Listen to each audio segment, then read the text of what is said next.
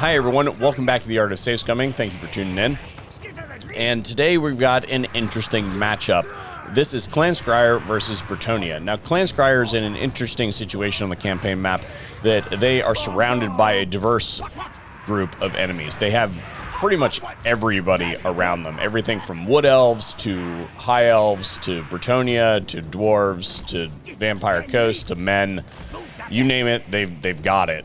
And that requires you to build a fair amount of diverse armies that are specialized for this. This is really a good army versus Bretonnia and against the ogres. Although, if I was going against the ogres, I would probably skip the death runners in this army in lieu of a couple more storm vermin, because they do have a fair amount of large in those armies. Usually, Bretonnia ends up a fair bout more balanced in their armies, and that's what we got going on here. So we've got some storm vermin with halberds, a couple characters in there to do various things, a duelist, two magic users. The magic is a gray seer that can do ruin, a warlock engineer, obviously with access to ruin, a crowd control, and infantry busting plague priest.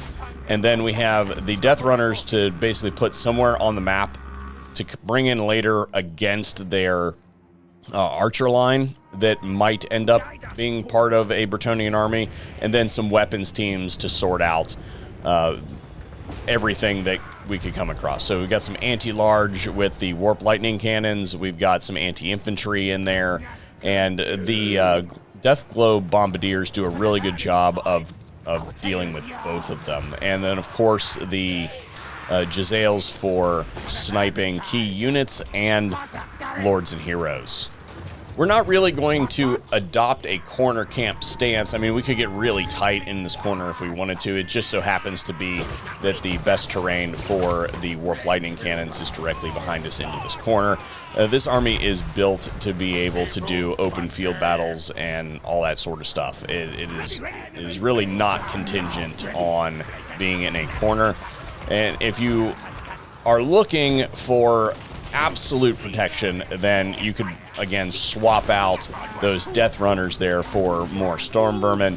It just so happens that I like a little bit of dynamic in the background when I'm doing Bretonnia, because they have some artillery that can contend with us, and if they drop a bunch of trebuchet shots on our formations, then they can really screw us up, and that will ultimately result in a considerably reduced hold time for our lines that keep the weapons teams from being able to get their full value, because that's really the name of the game here, is to let the weapons teams do their work, keep everything away from them while they do their thing, and all of these units are capable of deleting most of what is on the battlefield by themselves. They just have to have the time to do it.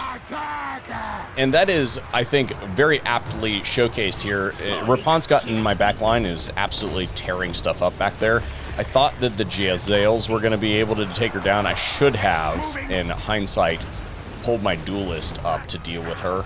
That's why he's in the army.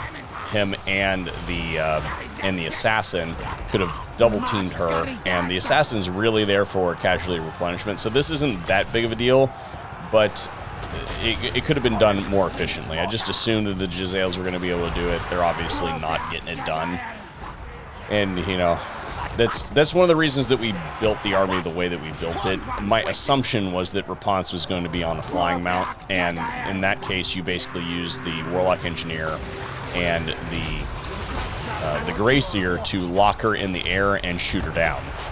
But being that she's on a horse on the ground, that was just not in the cards today. I guess I could have gotten some more shots on her with the Jezzails before she got there, but she is unbreakable in this instance, so there's really not a lot that could have been done to prevent her from eventually pushing through those lines. But now that she's back there, pulling a character to deal with her, or even some of those storm vermin that aren't currently engaged, because everybody else is broken. I don't know what I was thinking here. I was just kind of like waiting for the weapons teams to finish her off, and This was just a command failure. I've got plenty of units that could have tied her down, and she's just continuing to beat up on my warp lightning cannon people. And finally, my duelist is coming up to deal with her.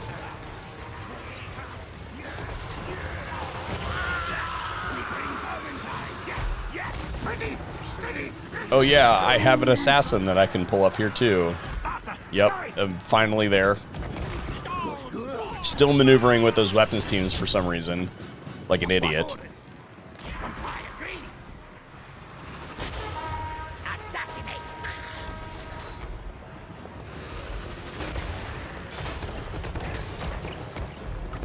Rattling gun.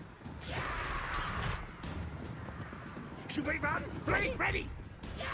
Master, kill. Ready. Kill. All while these storm vermin are just standing there doing nothing and won't be doing anything. And of course, she charges right into the rattling guns, gets there, is going to kill a few more rattling guns. I've got friendly fire coming in on my stuff, and finally, I'm like, all right, you know what? Maybe I should take these storm vermin that are sitting here doing nothing, that are literally designed to deal with large cavalry. We're just friendly firing all over the place. Warlock engineer. Snitch's apprentice. We run. So, as you can see, this army is great when it's working properly, but you have to make it work. You can't, this is not a fire and forget.